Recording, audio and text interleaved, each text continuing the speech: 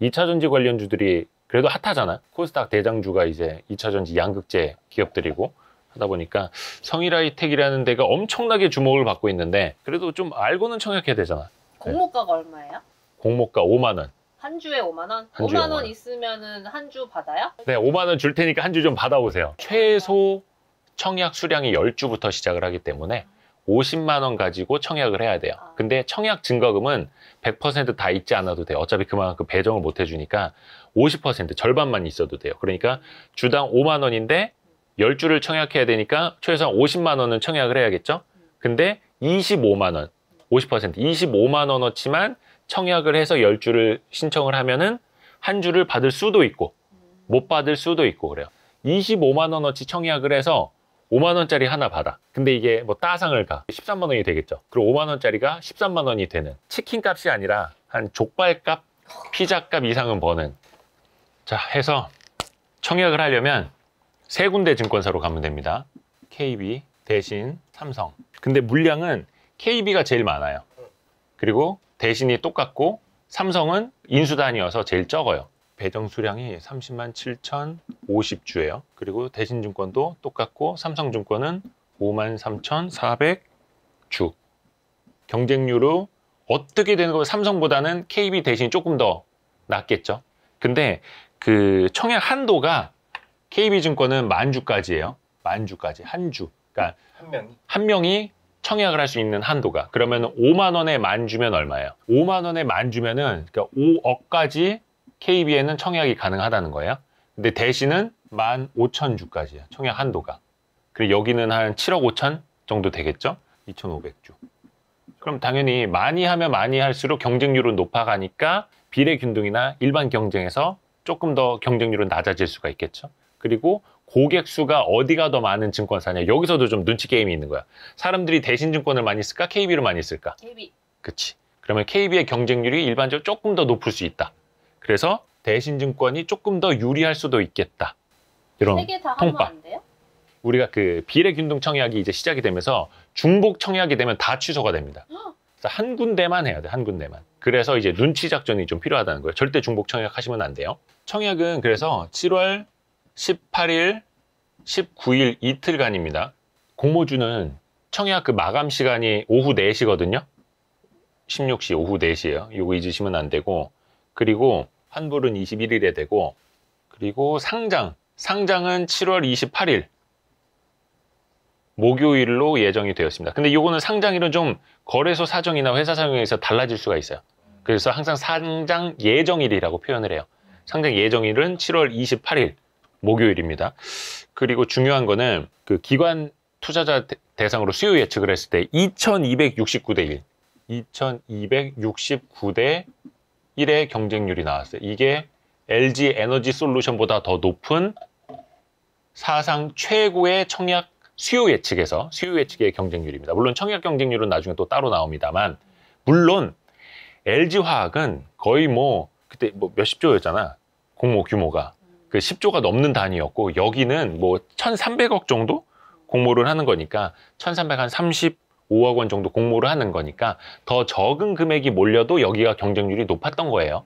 그러니까 절대적으로 비교는 안 됩니다만, 어찌됐든 간에 성일하이텍은 관심들이 많고, 그리고 아까 말씀드린 것처럼 10주만 기본적으로 청약을 해도 잘하면, 추천까지 가면 균등 배정 한 주를 받을 수가 있고, 그것도 50% 증거금이니까 25만 원만으로 10주를 청약을 할 수가 있고, 그게 뭐 KB가 됐든 대신이 됐든 삼성이 됐든, 그러면 잘하면 25만 원으로 한 주를 받을 수도 있겠다. 어디 증권사 쓰실 거예요? 저요? 세 군데 다 있구나, 계좌가. 잠깐만, 나 대신은 휴면 계좌 돼 있을 텐데. 계좌가 없는 사람들은 미리 만들어 놔야 되는데, 그러니까 당일에 계좌를 만들어서 당일에 공모주 청약이 되는 데가 있고 안 되는 데가 있어. KB랑 삼성은 당일에 계좌를 열어서 당일에 청약을 할 수가 있어.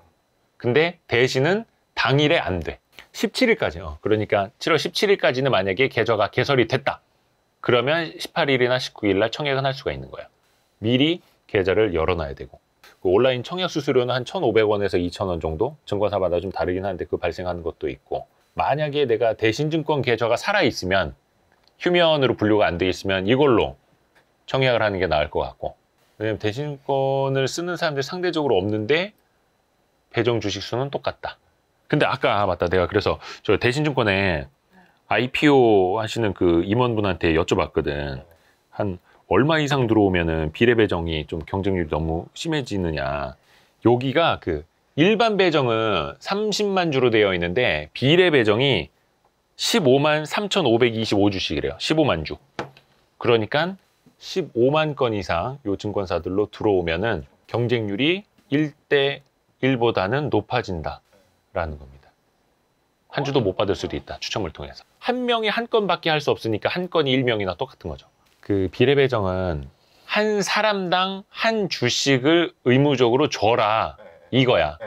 근데 그거는 물량을 또 따로 빼놓는 거야. 전체 30만 주 중에서 한 절반 정도 15만 주를 비례로 하고 절반이 15만 주는 경쟁으로 하고, 그러니까 15만 주 내에서 비례니까 만약에 15만 명이 청약을 하면 다 한 주씩을 받을 수 있는 거고, 한 16만 명이 청약을 하면 16만 명 중에서 15만 명을 뽑는 거고, 30만 명이 청약을 하면 30만 명 중에서 15만 명을 뽑아서 주는 거니까 2대 1이 되는 거지, 경쟁률은.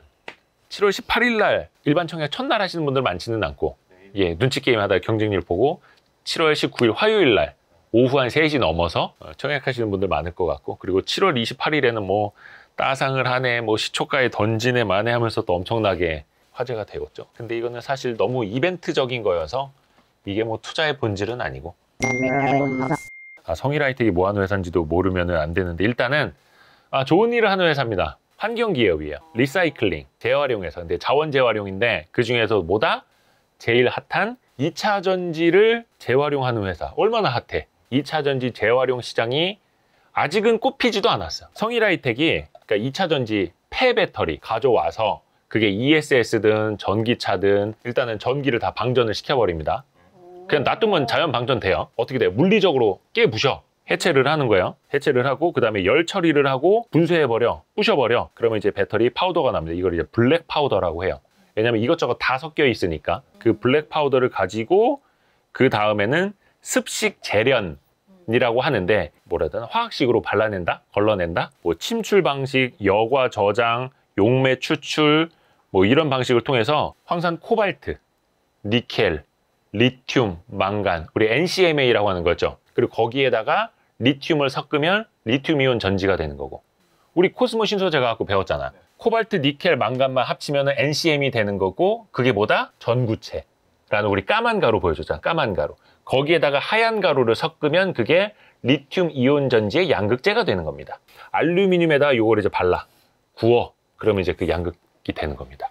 자, 그래서 요거는 그래서 재활용하는 기업입니다. 그럼 거기에는 뭐 니켈도 나올 수 있고 구리도 나올 수 있고, 그렇게 해서 요거를 다시 되파는 회사.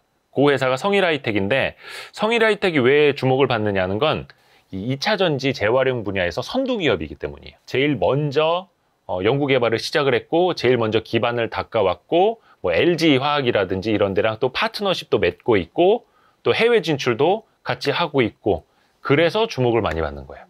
근데 아직 이 시장이 개화하지도 않았는데 경쟁은 굉장히 치열해. 뭐 에코프로 계열이라든지 포스코 그룹이라든지 자동차 하는 회사들, 2차 전지 하는 회사들은 누구나가 다 해야만 하고 할 수밖에 없고 뛰어들어야 하는 사업이 바로 이 리사이클링 사업이에요. 증권 신고서를 열어본 사람들은 아마 몇 없을 거예요. 그렇죠? 다 블로그나 어디 카페에서 누가 요약해 준 것만 보고 하는데, 그래도 뭐 좋은 습관 들이려면은 증권 신고서를 봐야 되는데, 증권 신고서 보면 다 나와 있어. 그냥 머리가 아플 뿐이지. 여기 보면 이제 공모 주식이 어떻게 배정되는지도 나와요. 당연히 20%를 먼저 우리사주조합에 배정을 하고 나머지 80%가 일반 공모인데, 여기는 기관하고 개인들이 합쳐져 있고, 일반 청약자는 25에서 30%, 기관 투자는 55에서 75% 이런 비율도 나와 있죠. 근데 이거는 너무 이제 어려우니까. 주당 모집가액 47,700원이라고 써있는데 왜 5만 원? 이거는 공모가액이 확정되기 전에 쓴 거예요. 처음에 증권 신고서에는 4만 원에 썼는데 우리한테 5만 원에 사래. 아니, 우리가 만약에 4만 원에 청약을 한 줄 받으면 5만 원이 되면 그것만으로도 25%가 올라가는 건데, 이 회사는 아예 공모를 4만 원에 하는 게 아니라 25% 올려서 5만 원에 한다니까? 그만큼 지금 이 회사가 눈이 여기 달려 있는 거야. 어깨가 이렇게 되는 거야. 나 성일하이텍 그 증권신고서 보면 여기 인수인의 의견이라는 게 있어요. 쭉 내려오면은 뭐 이렇게 시장 전망도 있고 뭐 어떻게 성장을 할 걸로 보이고 2차전지 시장이 어떻고 뭐 유럽연합의 기준이 어떻고 하는 별 내용들 다 있어. 그게 이 회사의 가치를 얼마만큼으로 우리가 평가하는 근거다라는 걸 여기 인수인의 의견에 쓰는 겁니다. 경쟁업체 현황 여기 나오네. 에코프로, CNG, 에네르마, GS건설 계열, 뭐 포스코 계열 이렇게 해서 대기업들도 엄청 뛰어들고 있다. 이야기 나오고 있지 않습니까? 뭐 고려아연 영풍 등도 뭐 하고 있고, 고려아연의 자회사 캠코 어쩌고 저쩌고 다 나와요 여기에. 저런 걸로 공부한 사람도 많겠다. 그럼요. 이게 산업 공부가 그 증권 신고서가 정말 산업 공부가 잘 되는 이유가 뭐냐면 증권 신고서는 이 회사가 상장하기 전, 상장하고 후 통틀어서 제일 자세하게 쓰는 공시예요. 세계 시장, 국내 시장, 경쟁업체, 우리의 뭐 고객사 다. 왜냐? 통과를 해야 되니까. 상장 예비 심사를 통과해서 상장을 해야 되니까 꼼꼼하게 써요. 왜냐면 증권신고서는 금감원에서 빠꾸를 많이 놔. 뭐 하나 부족한 게 있으면 이거 투자자 보호 약간 좀 부족하다. 빠꾸 다시 써오세요. 다시 써오세요. 그래서 정정 공시가 제일 많이 나와. 그래서 증권신고서를 보면은 그 산업을 공부할 수가 있어요. 그래서 그 본인이 관심 있는 기업, 뭐 한 상장이 10년 됐다. 그러니까 10년 전 증권신고서를 찾아보세요. 그럼 공부 많이 돼. 1차로 유사 기업을 선정을 해요. 어떤 기업들이랑 비교를 해서 공모가를 정할 것인지. 뭐 한솔케미칼, 후성첨부 많죠. 근데 이거는 1차예요, 1차. 이 중에서 2차로 또 따로 이제 한번 필터링을 합니다. 사업 부문이 비슷한 회사끼리. 그렇게 해서 에코프로 BM, LNF, 코스모 신소재, 포스코 케미칼, 후성천보를 비교 기업으로 선정을 해서 이들 기업 중에서도 선정할 거를 하고 뺄 거는 빼고 이렇게 해서 최종 유사 기업을 선정을 하는 거예요. 근데 여기 보면은 최종 선정 때 에코프로 BM은 뺐어요. 그리고 포스코 케미칼, 후성도 뺐어. LNF, 코스모 신소재, 천보를 비교 대상으로 삼은 거예요. 왜 뺐는지는 모르는 거죠? 유상증자를 했다라든지 경영상 뭐 주요 변동사항이 있어서 밸류에이션을 우리가 상대 비교하기가 어렵습니다. 그럴 때는 빼놓는 거예요. 이유는 여러 가지가 있어요. 자, 그렇게 해서 최종적으로 LNF, 코스모 신소재, 천보 세 개 기업을 이제 비교 기업으로 삼았고 결국 중요한 거는 그 기업들의 밸류에이션이 어떻기에 4만 원이 아니라 5만 원까지 받는지를 봐야 되는 거예요. 그래서 이 회사가 유사 기업을 꼽았는데 EV/EBITDA 방식으로 기업 가치를 산정을 했어요. 쉽게 말하면 EV/EBITDA란 이 회사의 현금 흐름 대비 시가총액이라고 따지면 돼요. 이 회사가 계속 벌어들이는 돈 있죠. 근데 뭐 나중에 자산 상각을 해야 되고 세금도 내야 되는 그 돈을 빼고 이 회사가 벌어들이는 전체 돈 대비 시가총액이 몇 배이냐를 따지는 거예요. 그게 EV/EBITDA. EV는 엔터프라이즈 밸류라고 해서 기업 가치 대비 현금 흐름이 몇 배이냐 이거거든요. 그게 보니까 LNF 뭐 이렇게 해서 비교 기업들이 평균 31.6배네. 높은 건 뭐겠어요? 고평가겠죠. 유사 기업들의 EV/EBITDA 평균이 31.6배의 몸값을 받는다. 벌어들이는 돈보다 이 회사 시가총액이 31.6배에 달해. 내가 이 회사를 인수라면 31년 이후에나 본전을 찾는다는 의미거든요. 그러니까 되게 어떻게 보면 고평가돼 있죠. 그러니까 유사 기업들이 고평가돼 있으니까 나도 고평가 받을 거야. 그게 한 주당 계산해 보면 65,800원이야. 이렇게 써놓은 거예요. 이 산식을 통해서. 근데 거기에다가 보통 공모할 때는 할인을 하잖아요. 할인. 아파트 분양할 때도 할인 분양하는 것처럼 분양가 그러니까 옆에 있는 주택보다 할인하는 것처럼. 그래서 최근에 이렇게 이익 미실현 기업들 상장한 것들 보니까 22.57%를 평균적으로 할인을 하더라. 그러니까 우리도 이 정도 할인할게 이렇게 하는 거예요. 한 주당 가치는 65,800원이 나왔는데 여기에다가 38%에서 27.8% 할인을 할게요. 그렇게 해서 잡은 공모 희망가격 밴드는 47,000원에서 47,500원이에요 라고 한 거예요. 7월 11일, 12일인가? 그때 기관 투자자를 대상으로 수요 예측을 했어. 근데 기관들이 서로 자기한테 주식 달래. 이 공모가 희망가의 상단으로도 사고 싶고 더 비싸게도 살 수 있어. 나한테 줘. 그게 경쟁이 2,200대 1을 넘었어. 그래? 그럼 더 비싸게 팔아도 되겠네? 하면서 결정적으로 4만 원에서 47,500원을 불렀다가 이 회사는 빨간색으로 정정이 되어 있죠. 주당 가액을 올린 겁니다. 확정된 공모가액 5만 원을 기준으로 주식 수를 곱해보니까 공모가 기준으로 시가총액 있죠. 5,950억이에요. 그러니까 6천억 정도라고 생각을 하면 돼요. 6천억 시총이면 아직 그다지 크진 않네. 아직 1조 원도 아니네. 그런 거 따지고 보면 유니콘이 아닌 거예요, 아직은. 네.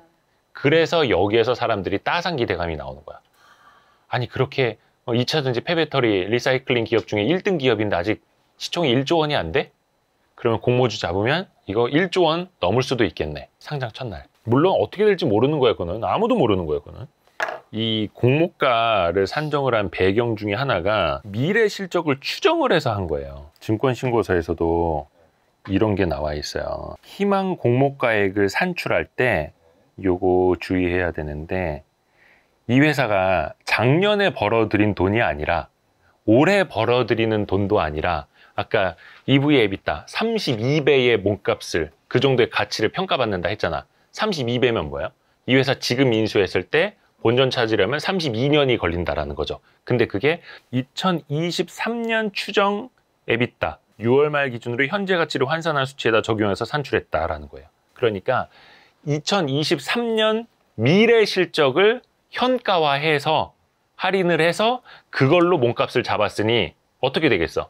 훨씬 더 높은 가치를 평가받기 위해서 미래 실적을 끌어왔다는 겁니다. IPO를 할 때 이게 대표적으로 몸값을 불리는 거예요. 근데 그게 딱 봤을 때 5,950억이면은 작아 보일 수도 있지만 미래 실적을 바탕으로 한 거야? 그러면 결코 싼 거는 아닌 거죠. 그렇죠. 그래서 약간 양쪽의 가치를 다 같이 판단을 해야 되는 거고, 증권신고서 보면은 추정을 한 거예요. 21년도 작년에는 성일하이텍이 매출액이 1,384억이었어. 그리고 영업이익은 136억 6천만 원이었어. 근데 이걸 기준으로 한 게 아니다. 23년도 거를 끌어와서 밸류에이션을 했다. 23년도는 매출이 2,300억, 영업이익은 250억. 거의 작년 실적의 2배 가까이 영업이익이 높아질 거다. 라는 높은 전제 하에 거기에다가 높은 EV EBITDA 멀티플을 적용을 한 거예요. 그러니까 이것도 감안을 해야 돼요. 근데 뭐 물론 첫날 치킨 벌고자 하는 사람들이 이것까지 뭐 신경을 쓰겠어? 되면 반찬값 이상은 벌겠지. 그런 의미에서 구독과 좋아요, 알림 설정 감사합니다.